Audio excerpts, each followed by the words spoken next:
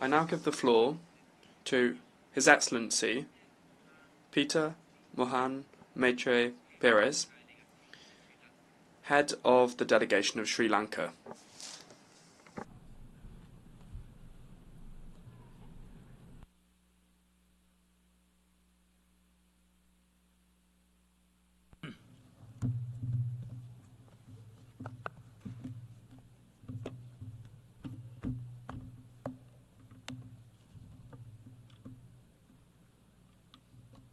Mr. President, Excellencies, distinguished delegates, ladies and gentlemen. Sri Lanka felicitates His Excellency Philomen Young of Cameroon on his election as the President of the 79th session of the United Nations General Assembly.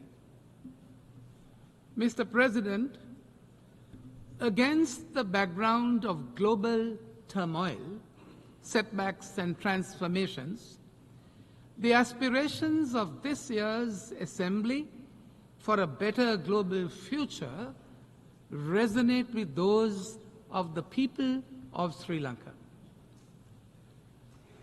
On the 23rd of September, following a transparent and peaceful electoral process and a dignified transition in keeping with our decades of democratic practice, His Excellency President Anura Kumara Dissanayake was sworn in as the 9th Executive President of Sri Lanka. The people of Sri Lanka have vested in him the mandate to realize the people's aspirations for the future and to build a sustainable foundation for future generations. His Excellency President Dissanayake has outlined to the nation his determination to put in place a united Sri Lanka and a transformed ethical political culture. A political culture echoing the wishes of the people. His future trajectory combines nation building based on public trust in governance and in the political system through accountability, integrity, and the elimination of waste and corruption. In the words of His Excellency President Anura Kumara Dissanayake, quote, "We are launching a unified Sri Lankan nation that respects diversity, fully ending an era of division based on race, religion, caste, and class." Close quotes. In order to achieve these objectives, the government has recognized that it is crucial to reinforce stability and confidence in the economy and stimulate growth. The government will work within commitments to reach macroeconomic stability through the framework of international financial institutions and in negotiations with sovereign and private external stakeholders. The government is acutely aware of the hardships that have been faced by the people in the process of economic transition. Measures will therefore be put in place to generate greater resources for enhanced public expenditure and welfare to raise the living standards of our people with equity and justice. Mr. President, the recent vote for change by the people of Sri Lanka presents us with a renewed opportunity, and we are determined to succeed, including with the support of our friends in the international community. Mr. President, despite our consensus on the Pact of the Future, this year's UNGA takes place at a moment of profound global crisis on multiple fronts. In the Middle East, we are closer to wider regional conflagration than when we convened last week, and the humanitarian suffering in Gaza gets worse by the day. The achievements of the SDGs now appears beyond our reach, and we are off target on the Paris climate goal to limit the temperature increase to 1.5 degrees centigrade above pre-industrial levels. Big power rivalries and geopolitical tensions have reignited and widened, and new rifts are reappearing on north-south lines. Racism, intolerance, discrimination, and xenophobia against migrants are on the rise. Theaters of conflict and tension have opened up on land and in oceans. The developments in the digital realm provides a fertile ground for proliferation of disinformation and hate speech, with the potential of violence. Mr. President, the lingering impact of the pandemic have reverberated throughout the global economy, creating profound economic insecurities, threatening free trade and leading to protectionist barriers. We are spending more on weapons than ever before in the past, and regrettably, the use of nuclear weapons is in mainstream discourse. New domains are being weaponized, including outer space and cyberspace, while the use of AI is challenging international humanitarian law in the battlefield. Excellencies, today a large number of developing countries, including my own, face a debt crisis of unprecedented proportions. This debt distress severely impedes our ability to invest in sustainable development, as we are unable to meet these financial obligations while simultaneously investing in the future and the well-being of our people. It is a fact that financing challenges remain at the heart of the sustainable development crisis. As per the Financing for Sustainable Development Report of 2024, the SDG financing gap is between US dollars 2.5 to 4 trillion. Staggering, isn't it? Mr. President, given these immense challenges, the need for comprehensive reform of the global financial architecture has never been more pressing.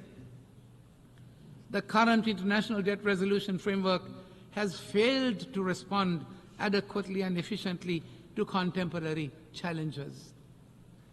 The global landscape has changed dramatically, with global debt, particularly in the developing world, increasingly controlled by international bond markets and non-Paris Club lenders. Think about it. It is therefore time that we review the architecture's traditional moorings. We must urgently reform this system to reflect the new economic landscape.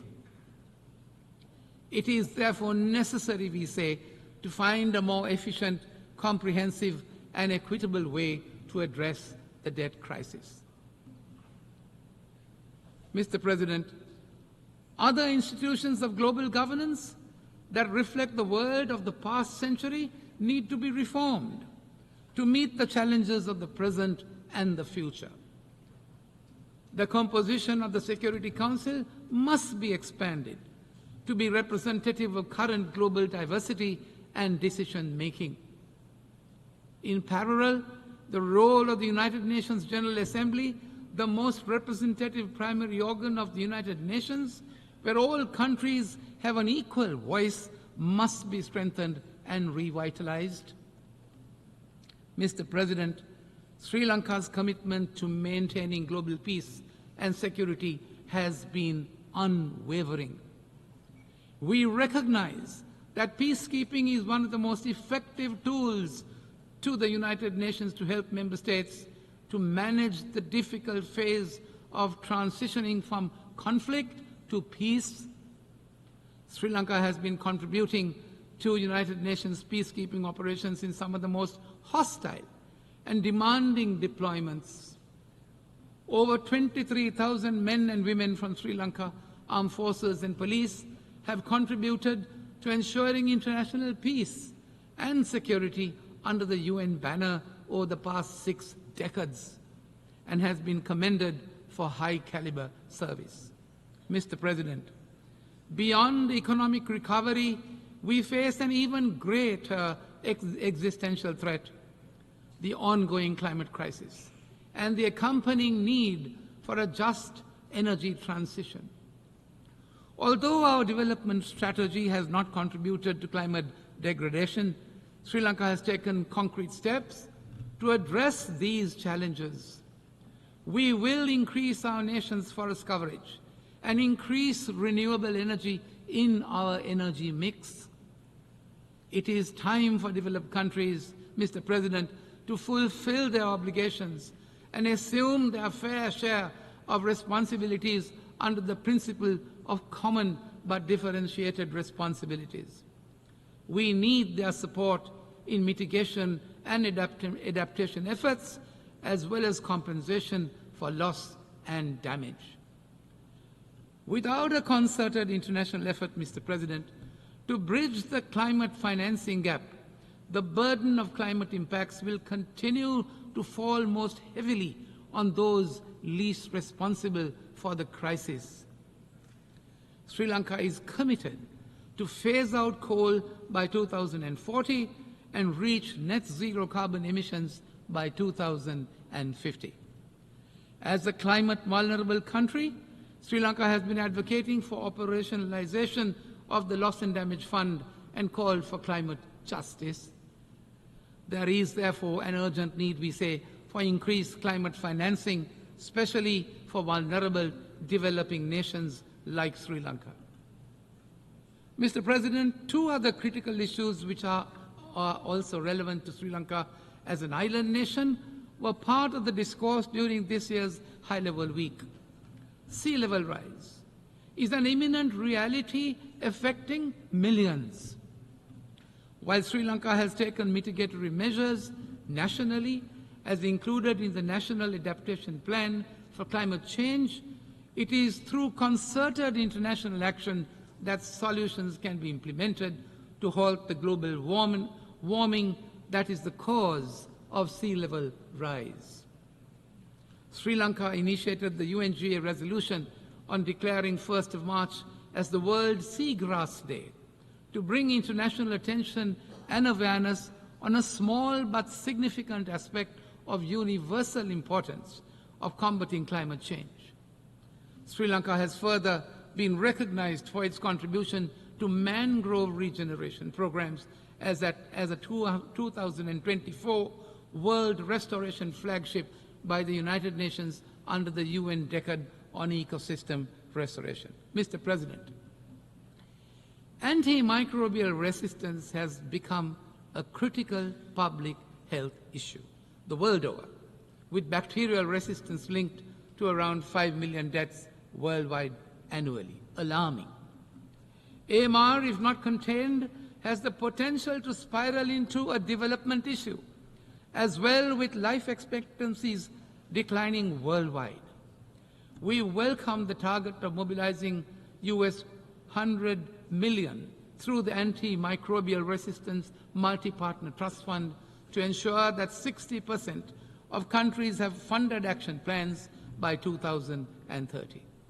However, international cooperation, Mr. President, and sustainable financing must increase to meet this goal. Mr. President, as we seek solutions to global challenges, we must harness the power of technology and innovation. Digital technologies and artificial intelligence offer unprecedented opportunities to accelerate sustainable development. Sri Lanka aims for sustained growth by innovation and envisages an equitable digital transformation through the establishment of accessible digital public infrastructure. At the same time, we call for increased capacity building and technical assistance to bridge the global digital divide and empower all countries to leverage these tools for the betterment of their people. Mr. President, the General Assembly's theme calls on us to leave no one behind and to act together for the advancement of peace, sustainable development, and human dignity for present and future generations. In Sri Lanka, 38% of our total population is youth, which is the most capable and dynamic resource that can contribute to our future development. Sri Lanka advocates for increased youth participation in decision-making processes. After all, the Declaration on Future Generation is theirs. Simultaneously, the new Sri Lanka will realize the aspirations of a just society with greater empowerment for women, who make up to 52% of our population. Mr. President, as we look towards the future, we must also address one of the gravest injustices that this Assembly has inherited from the past. Sri Lanka has repeatedly voiced its concern over the dire humanitarian situation in the occupied Palestinian territories. We reiterate our support for the recognition of the legitimate and inalienable right of the Palestinian people to statehood, and join the call for a two-state solution based on the 1967 borders in line with all UN resolutions. As a country, Mr. President, that has suffered separatist terrorism for decades, we condemn the terrorist attacks in the Middle East and elsewhere in the world. Sri Lanka calls for complete and unconditional lifting of all unilateral coercive measures imposed against any country, as they hinder free trade, right to development, and have unintended humanitarian consequences. Mr. President, as an island country, we are concerned about the present environmental and geopolitical aspects relating to the oceans. We want our oceans to be free of rivalry, free of conflicts, free of pollution, and to be able to sustainably manage our marine resources. The UNCLOS, with its cohesive and universal nature, provide us with a say in shaping the global maritime system. Sri Lanka remains committed to the balance and collaboration embedded within the treaty, enabling freedom of navigation and sustainable use of the oceans, respecting the sovereignty of the coastal states. Mr. President, we must recognize that global challenges demand global solutions.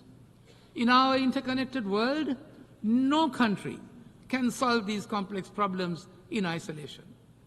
We must strengthen our international institutions, enhance knowledge sharing, and foster strong relationships. We must work together equitably, ensuring all voices are heard in shaping our shared future. It is encouraging, I say, that several developing countries are on the cusp of becoming the leading economies of tomorrow.